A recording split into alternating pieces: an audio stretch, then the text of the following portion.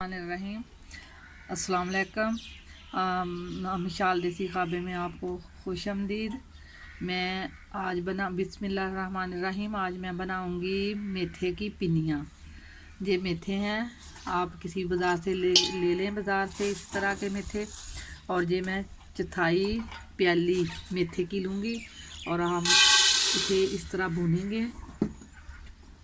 आप इसे हल्की आग पे इस तरह सा भून लें। आप ये देखें हमारे मेथे बिल्कुल भून चुके हैं। अब हम इन्हें नीचे उतार लेंगे। जब इनके भुनने की खुशबू आने लगे तो आप इन्हें नीचे उतार लें, जलाने नहीं है ये आपने। इस तरह हम इसे नीचे उतार के आप इसमें हिलाते रहें। और फिर हम जब ये थोड़े से ठंडे हो जाएंगे तो हम इन्हें ग्राइंड कर लेंगे, क्योंकि ये अगर ज़्यादा ठंडे हो गए तो ग्राइंड नहीं होंगे अच्छी तरह हमसे। आपने इसे ब्रीक पीस लेना है ब्लेंडर मशीन से। आटे का लूँगी और इसे हम अब भूनेंगे। 1 किलो आटा है ये। इस तरह आप इसे भी हल्की आंच पे भूनते जाएं। बारीक हो गई है। आप इस तरह दरदरी सी कर लें, ज़्यादा बारीक अच्छी नहीं लगती।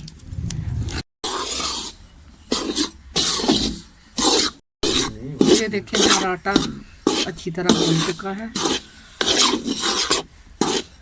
उतार लेंगे।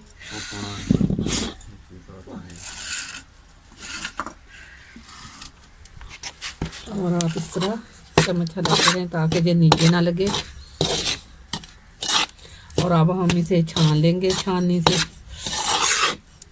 आटे को हमेशा बाद में भून के छाने ताकि ये जो कोई थोड़ी सी गिल्टी वगैरह हो इसमें वो छन जाए।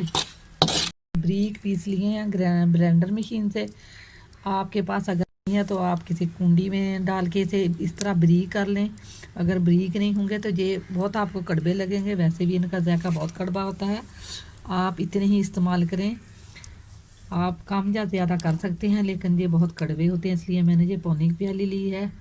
आप इस तरह 1 किलो आटे में इस तरह इसे डाल लें और अच्छी तरह से मिक्स कर लें। और फिर हम इसके बाद चास बनाएंगे इसकी। देखिए मैंने इन्हें अच्छी तरह मिक्स कर लिया है।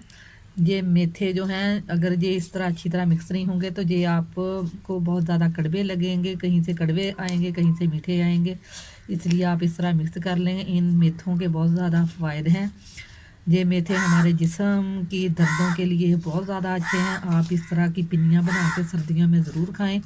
आप अगर ज़्यादा कड़वी चीज़ खा सकते हैं तो आप थोड़े से ज़्यादा इस्तेमाल कर लें और इसमें देसी घी डाल के इन्हें बनाएं तो बहुत ज़्यादा इससे फ़ायदा मिलता है। आपकी सेहत अच्छी रहती है। सर्दियों में आपके टखनों में दर्द नहीं होगा इनसे। इसके लिए हमें ये चीनी चाहिए आधा डब्बा, जो कि आधा किलो में हम ये डाल देंगे पानी आधा डब्बा। और इसे हल्की आंच पे चाशनी को बनाएं और चम्मच इस तरह हिलाते रहें। चीनी हमारी इसमें मेल्ट हो चुकी है। अब हम इसमें आधा किलो घी डालेंगे,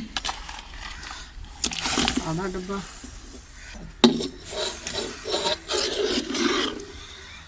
अब हम इसमें ये मेवा जार डालेंगे। छोटा सा टुकड़ा मैंने नारियल का लिया था। आप इसकी मकदार कम या ज़्यादा कर सकते हैं, आप जितनी भी डालना चाहें। और ये मैं सब्ज़ इलायची 5-6 बीज निकाल लिए थे, वो मैं इसमें दाने डाल दूँगी। आप इसे ग्राइंड भी करके डाल सकते हैं। और ये किशमिश थोड़ी सी धो के आप इसे डालें। और ये बादाम,